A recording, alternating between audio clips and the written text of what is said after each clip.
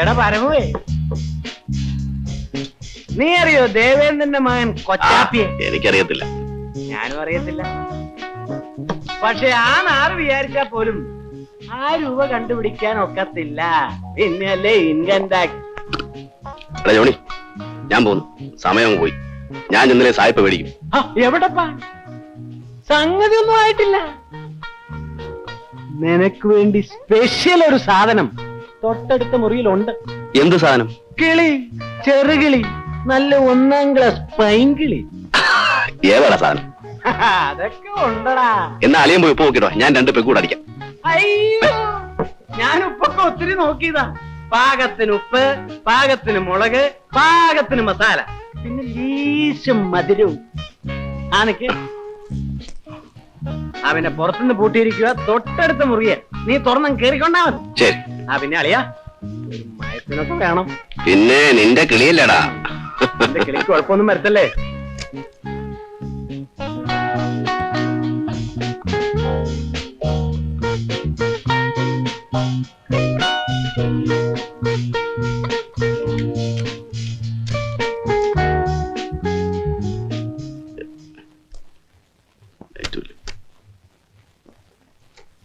മോളെ, പൊന്നുമോളെ, എന്നാ മിണ്ടുകല്ലേ? ഇങ്ങനെയൊന്നും അല്ലല്ലോ ജോണി പറഞ്ഞത്. എന്നാ ലൈറ്റ് ഒന്നിട്ടെ. അതും ചെയ്യല്ലേ? വേണ്ട, ഞാൻ തന്നെ ചെയ്യാം. എവിടെയാണ് നിന്റെ ഒരു സുന? എന്റെ ഭഗവാനെ.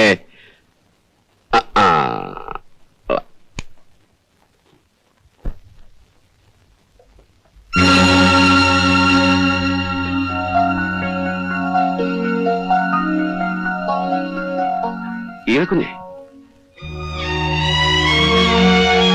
എന്തു പറ്റി കുഞ്ഞെ? കുഞ്ഞെങ്ങനെ ഇവിടെ വന്നു? അവൻ വല്ല ചതിയും കാണിച്ചോ കുഞ്ഞെ? ആ തെണ്ടിയെ ഞാനൊന്ന് കൊല്ലും. എവിടെ പോകുന്നു? ആ ജോണി എന്നോട് ഒരു ചതിയും ചെയ്തിട്ടില്ല. ഉപകാരമേ ചെയ്തിട്ടുള്ളൂ. എനിക്ക് വേണ്ടി ഇനി ഒരു കൊലപാതകം ഉണ്ടാവുന്നുണ്ട്. പ്രയോജനമില്ല. പഴയ ഗീത എന്നേ മരിച്ചു.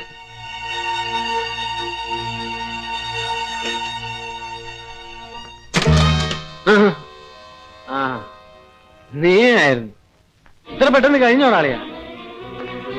എന്ത് പറ്റിയടാ?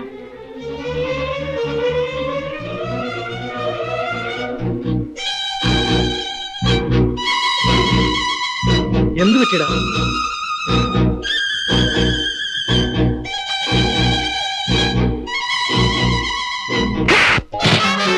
ശവത്തെ കുത്തുന്ന തെണ്ടി. അറിയാവുന്ന സകല ദൈവങ്ങളെയും വിളിച്ചോ. നിന്റെ കഥ ഇന്ന് ഞാൻ കഴിക്കും.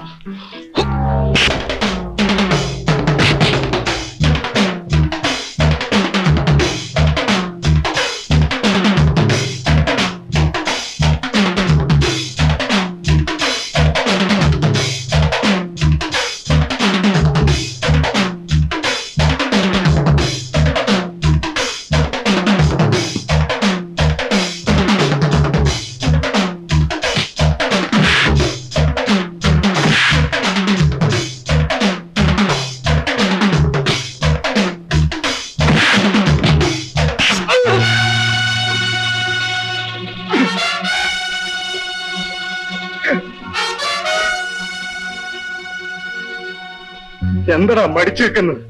കൊല്ലടാ. കാമുകിയുടെ ചരിത്രം സംരക്ഷിക്കാൻ വന്നതല്ലേ നീ? അവളെ കുറിച്ച് അക്ഷരം വിടരുത്. നന്ദി കേട്ടോ നായേ. എനിക്കൊരു അവളോട് നന്ദി കാണിക്കേണ്ട ആവശ്യമില്ലടാ. ജനിച്ചു വീണപ്പം പോലെ അവളുടെ വീട്ടിൽ നിന്ന് നക്കിത്തുന്നത് ഞാനാണോ? അവളുടെ തന്തയെ ജയിലിൽ കയറ്റിയത് ഞാനാണോ? 3-4 കൊല്ലം കഴിഞ്ഞപ്പോൾ അവൻ ഇറങ്ങിയിരിക്കുന്നു ഒരു സംരക്ഷകൻ. നിൽക്കണോ? ഭ്രാന്താശുപത്രി കിടക്കുന്ന അവളുടെ തള്ളക്ക് ചെലവിന് കൊടുക്കുന്നത് ഞാനാ, നിന്റെ തന്തയല്ല. വീടും പറമ്പും ജപ്തി ചെയ്ത് തെരുവിലിറക്കിയ അവക്ക് ഒരു ജോലിയും കയറിക്കിടക്കാൻ ഒരു ഇടവും കൊടുത്തത് ആരാണെന്ന് ചോദിക്ക്.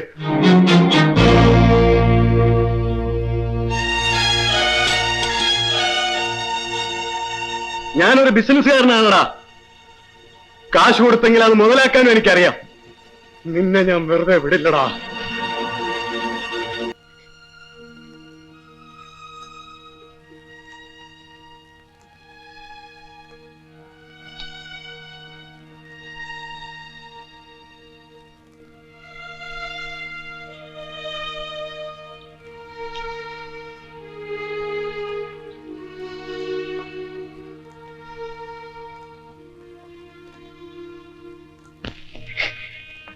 മാപ്പ് ചോദിക്കാനുള്ള യോഗ്യത പോലും എനിക്കില്ലെന്നറിയാം. എന്നാലും ഞാൻ ചോദിക്കാം, ഗീതക്കുഞ്ഞ് എന്നോട് ക്ഷമിക്കണം.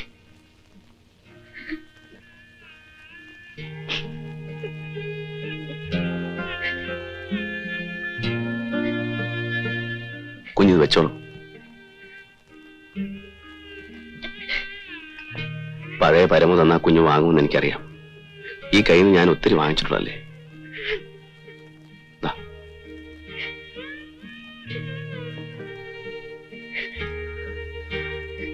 നീ ആ തുണിക്കട ജോലിക്ക് പോകണ്ട. കുറച്ച് പണം അമ്മയ്ക്ക് അയച്ചു കൊടുക്കണം.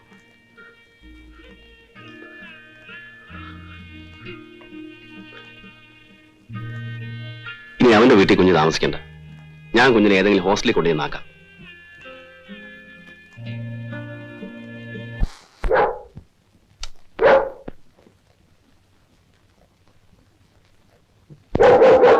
₹50,000 ഈ നിസ്സാര കാര്യം ചോദിക്കാനാണോ നീ ഇത്രയേറെ പരിങ്ങിയത്?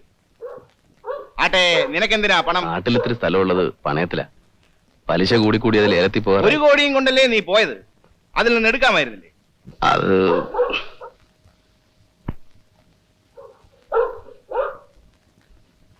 നാട്ടിൽ പോയാൽ ഉടനെ മടങ്ങി വരണം. ശരി, 2 ദിവസത്തിനുള്ളിൽ ഗൾഫ് പാർട്ടി വരും. നീ കാർ കൊണ്ടുപോയിക്കോ. കാറ് വേണ്ട സാർ, അത്രയും ദൂരം ഡ്രൈവ് ചെയ്ത് പോകാൻ വയ്യ. പനി തീരെ വിട്ടു മാറിയിട്ടില്ല. നിന്റെ ഇഷ്ടം. എപ്പോഴാ പോകുന്നത്? രാവിലെ.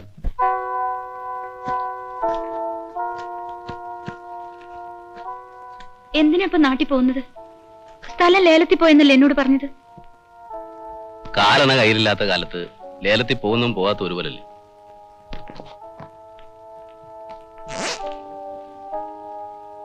പോയിട്ട് വരട്ടെ.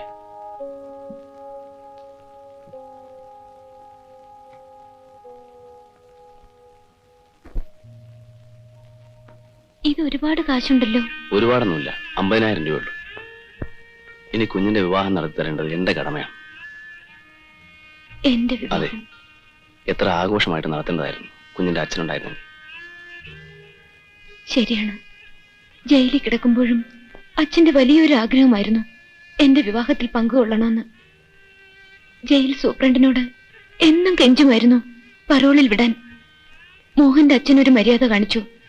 ജയിലിൽ ചെന്ന് അച്ഛന്റെ മുഖത്ത് നോക്കി പറഞ്ഞു വിവാഹം സാധ്യമല്ലെന്ന്. എനിക്കൊരു വിഷമവും തോന്നിയില്ല. പക്ഷെ അച്ഛൻ ഒരു കണക്കിന് അതാ ഭാഗ്യം.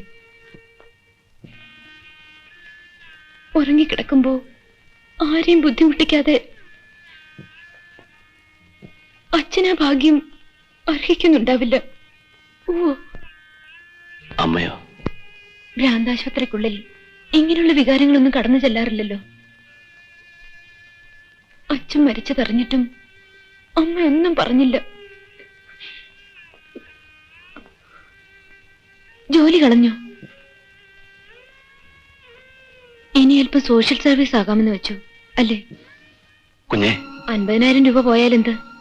ഒരു വേശ്യ രക്ഷപ്പെടുമല്ലോ.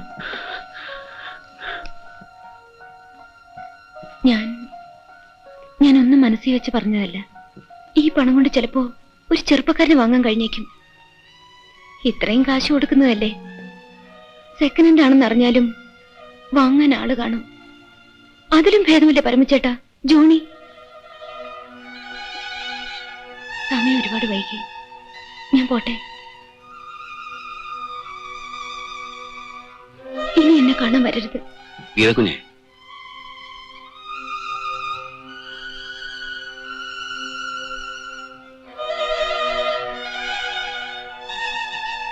പുഴയുടെ അരികത്തൊരു കോവിലില്ലേ?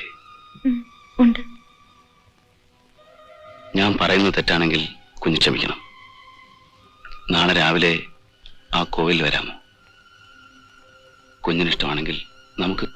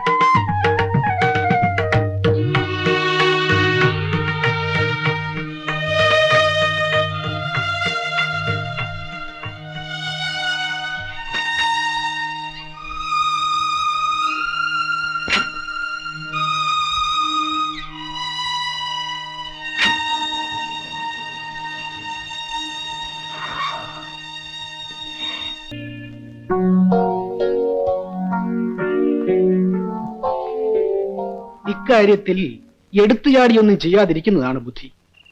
അവന്റെ 1 കോടിയാണ് നിന്റെ കയ്യിലുള്ളത്. അത് ചോദിക്കാൻ അവൻ വന്നേ പറ്റൂ. വരുമ്പോഴോ പണം കൊടുത്തു വിടണോ? കൊടുത്തു വിടണം, പക്ഷെ പണവുമായി എസ്റ്റേറ്റിൽ അവൻ എത്താൻ പാടില്ല. ഓ എന്ന് മഹർഷി സാറിനോട് ഞാൻ ഒന്നും ഒളിച്ചു വെക്കുന്നില്ല.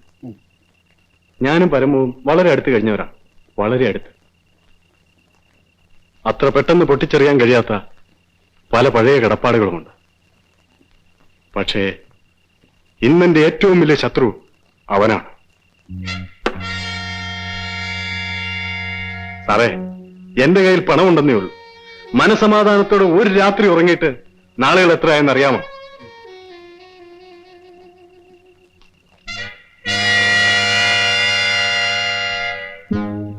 അവൻ മരിക്കണം, അല്ലെങ്കിൽ അതെന്റെ നാശമായിരിക്കും. തനിക്കറിയാമോ, ആ മൈക്ക് ഫോഴ്സൺ എന്റെ സുഹൃത്താണ്. ആ സായിപ്പ് സാറിന്റെ? ഓ ഗോഡ്, എങ്കിൽ സംഗതികളെല്ലാം എളുപ്പമായി. എനിക്കൊരു പെഗോടെ അടിക്കണം. അയ്യോ, മതി മതി മതി. താൻ ഇന്ന് വളരെ കൂടുതൽ കുടിച്ചു. കൺഫ്യൂഷ്യസ് പറഞ്ഞിരിക്കുന്നത് എന്താണെന്ന് അറിയാമോ?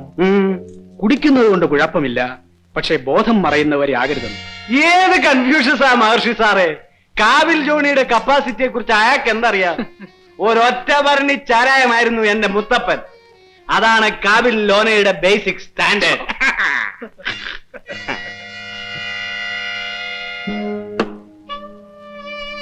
സാറ് പറഞ്ഞത് നേരാ, കുറെ കൂടുതൽ കുടിച്ചു. ഇവൻ മദ്യമാണെന്ന് വിചാരിച്ചാൽ ഇനി ഇറങ്ങത്തില്ല. അതുകൊണ്ട് ഇവൻ മദ്യമല്ല, രക്തമാണ്. പരമോന്റെ രക്തം.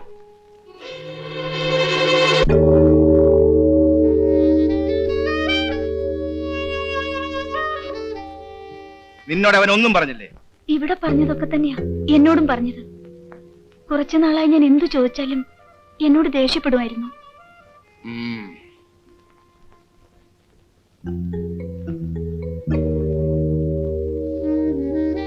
നാട്ടിൽ പരമോന്റെ സുഹൃത്തുക്കൾ ആരൊക്കെയാണ്?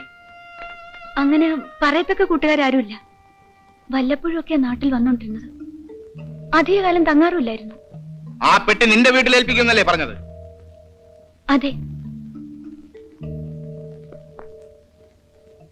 ആരെ ഏൽപ്പിക്കും? അച്ഛനെ. ഏൽപ്പിച്ചിട്ടില്ലെങ്കിലോ?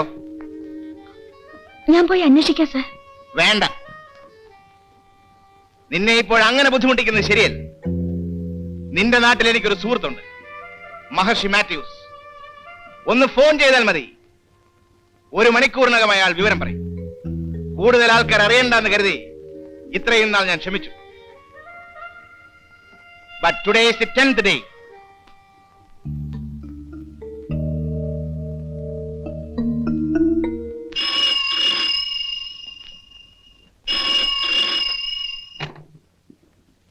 ഹലോ, അതെ, ആരാ സംസാരിക്കുന്നത്? 1 സെക്കൻഡ്, വിളിക്കാം. സാറേ, സായിപ്പ്.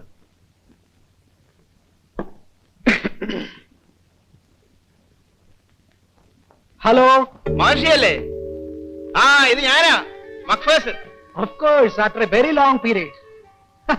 അതെനിക്കറിയാം. ഈ നാട്ടിലോ? I see. Anyway, it's very funny. ഒരു മിനിറ്റ്, ഞാനൊന്ന് എഴുതിയെടുത്തോട്ടെ. പേരെന്താ? Hymie. Hymie, near market. Okay, 2 മണിക്കൂറിൽ ഞാൻ അങ്ങോട്ട് വിളിക്കാം. അവളെ വിടരുത്. Don't worry Mac, I will do my best for you. Okay? എന്താ സാറേ, അവനവിടെ എത്തിയില്ലേ? എത്തി, പക്ഷെ കടന്നു കളഞ്ഞു. മക്ഫോഴ്സൺ ഹൈമിയെ ചോദ്യം ചെയ്തു. Smart girl. അവള് തന്നെ പറ്റിയില്ല. പണം അവളുടെ വീട്ടിലുണ്ടാകുമെന്നാണ് പറഞ്ഞത്. അതെന്താ? അവള് ബുദ്ധിയുള്ളതാണ്. പരമു ഏതായാലും പോയി. ഇനി തന്നെ കൂടെ പിണക്കണ്ടെന്ന് കരുതി കാണൂ. അഥവാ ഇനി പണം തന്റെ കയ്യിലാണെങ്കിൽ ഒരുവിധം അവക്കും ചോദിക്കാമല്ലോ.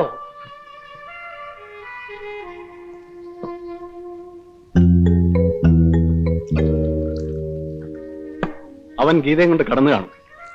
പരമു തീർച്ചയായും പണം ചോദിക്കാൻ എന്റെ അടുത്ത് വരും. ഇനി സായിപ്പിനോട് എന്ത് പറയും? അവളുടെ വീട്ടിൽ പണം ഇല്ലെന്ന് പറഞ്ഞാലോ? നമ്മൾ ഭൈമയുടെ വീട്ടിൽ പോകാതെ പോയി എന്ന് പറഞ്ഞെന്നിരിക്കട്ടെ, മക്ഫോഴ്സൺ അത് വിശ്വസിക്കാതെ നേരിട്ട് വന്ന് അന്വേഷിച്ചാൽ നമ്മൾ എന്തോ ചെയ്യും?